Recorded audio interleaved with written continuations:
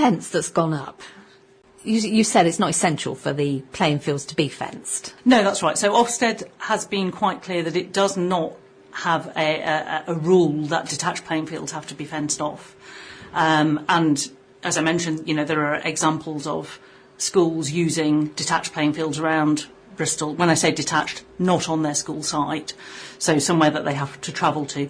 And of course that's going to happen more and more. So Bristol is growing, we need more schools.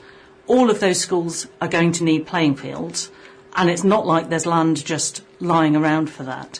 And you can't have a situation where each of those new schools just grabs a vast space from the local park or whatever and fences it off and says, right, now this is for us and you, the community, can only come in on our terms and with our say-so, because people would be absolutely rising up against that happening. I think one of the things about lockdown has been that we're all so much more conscious of the need for our green space, both for recreation and now, in view of the ecological emergency, for nature and for wildlife to flourish and thrive as well. But I do think it's a citywide issue.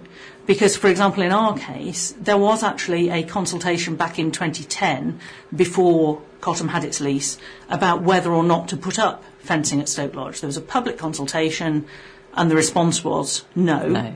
And there was a cabinet decision, and there's a formal BCC document that says, we will never fence off Stoke Lodge. We want to quash this rumour once and for all.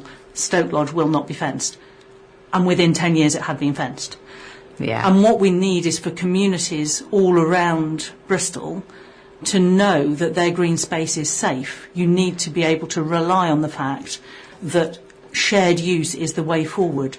Schools don't need to take land and fence it off when it's land that should be shared with the community. There are much better ways to work out that balance. Yes, and that security about your space, I think a lot of people, they wouldn't like to see any part of their space fenced off.